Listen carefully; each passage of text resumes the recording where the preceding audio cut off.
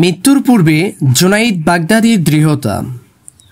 আবু বকর আক্তার রহিমাহুল্লাহ বর্ণনা করেন, আমি এবং আমার কয়েকজন সঙ্গী মিলে জুনাইদ বাগদাদি রহিমাহুল্লাহর মৃত্যুর সময় তার কাছে উপস্থিত হলাম।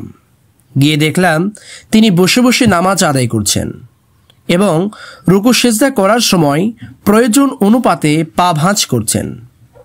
পা ভাঁজ করে রাখতে তার তখন ভীষণ কষ্ট হচ্ছিল। এরপরও তিনি জোর করে এমনটি করছিলেন। এক পর্যায়ে তার পা দুটি অকেজো হয়ে গেল। নাড়াচাড়া করার শক্তিও আর পায়ে অবশিষ্ট রইল না। তার পা দুটি তখন ফুলে উঠেছিল। এই অবস্থায় তিনি পা দুটিকে ছড়িয়ে দিলেন। সেখানে উপস্থিত তারই এক বন্ধু এ দৃশ্য দেখে বলে উঠলেন, আবুল কাসেম, কেন আপনি এত কষ্ট করছেন? জুনাইদ বাগদাদি রহিমাহুল্লাহ বললেন, আমি বসে নামাজ আদায় করতে পারছি না, পা ভাঁজ করতে পারছি না। নিঃসন্দেহে এগুলো আল্লাহর নিয়ামত। কাজেই যতক্ষণ আমার দেহে প্রাণ থাকবে আমি চেষ্টা করে যাব। আল্লাহু আকবার।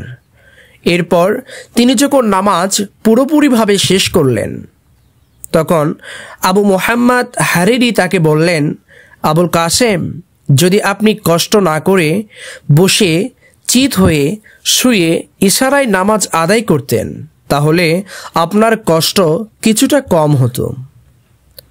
উত্তরে তিনি বললেন, আবু মুহাম্মদ, শুনে রাখো, এ সময়টুকুর জন্যও আমাকে আল্লাহর কাছে হিসাব দিতে হবে।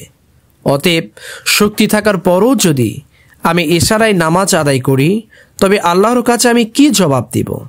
আল্লাহু আকবার। অতঃপর মৃত্যু পর্যন্ত জুনাইদ বাগদাদির অবস্থা এটাই ছিল। সুবহানাল্লাহ।